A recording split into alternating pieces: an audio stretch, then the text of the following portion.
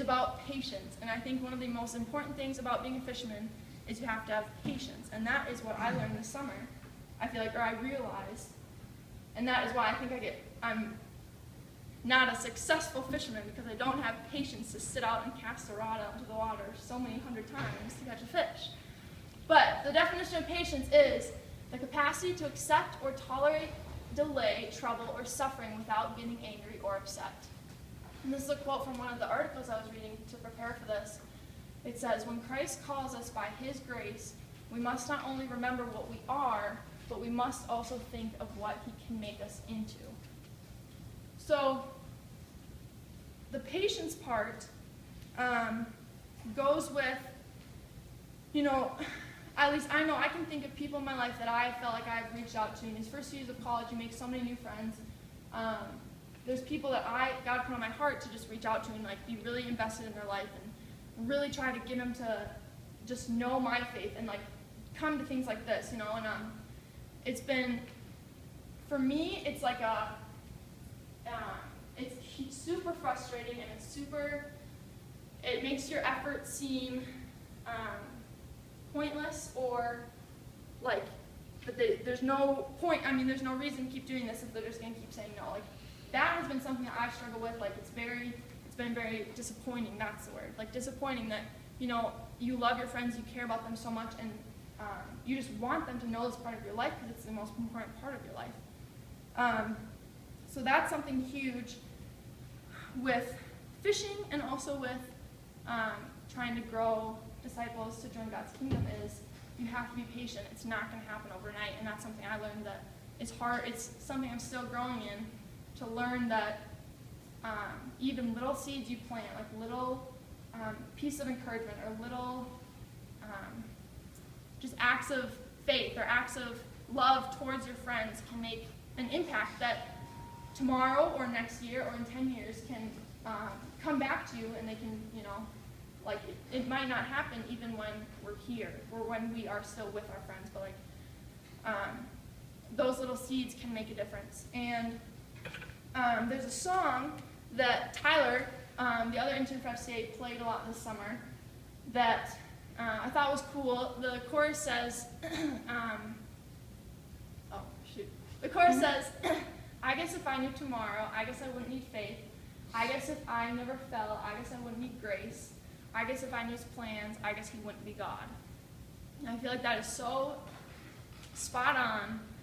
Because if you think about it, so if these fishermen, if Jesus gave them an agenda, if Jesus told them you're going to be with me for 2 days, that's all I need you for. You're going to do this and this and this tomorrow, and then we're good, What would the point of faith be, or what would the point of dependence be? So I think patience grows dependence. Patience grows your dependence on Christ, grows your faith in Christ, in order to be able to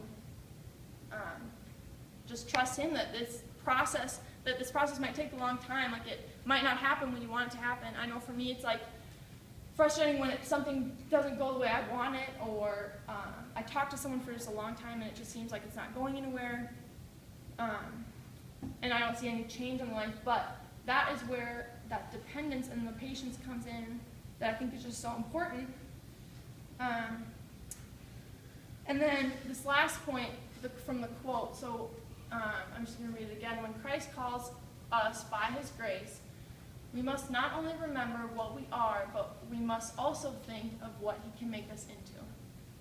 So I think that's huge, because when Jesus called the fishermen, they were fishermen. He didn't go out and pick the kings or the people that were really smart and say, "I'm going to pick you because you are already really good. I'm going to pick you because you already know this and this, and you are already capable of what I need you for."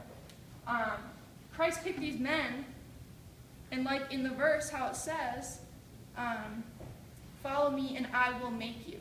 So it doesn't say, "Follow me because I already know you're going to be good at this," or "I already know you're going to be good at this, and that's why I want you on my team." No, Christ says, "Follow me and I will make you fishers of men." So he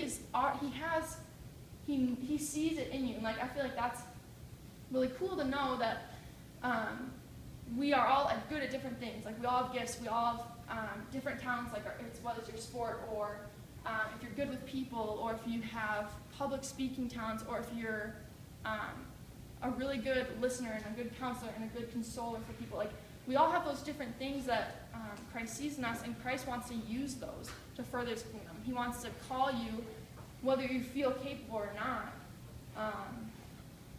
to use your talents for Him.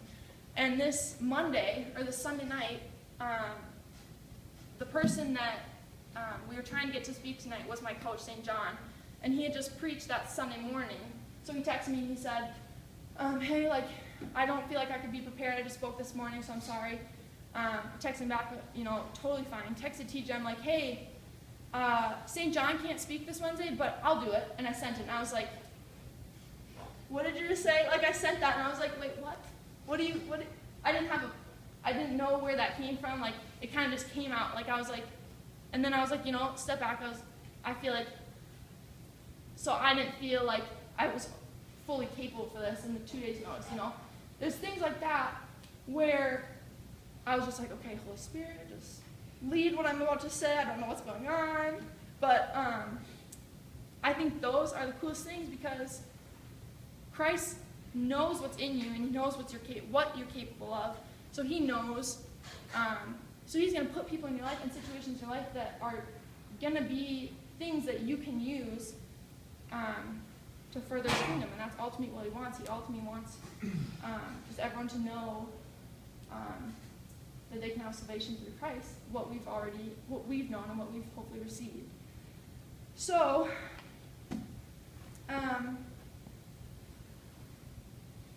that's all I got. So I'm done.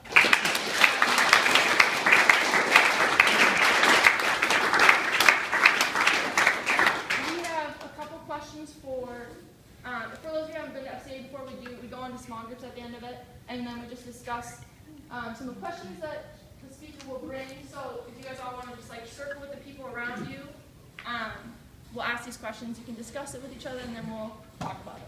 So, break.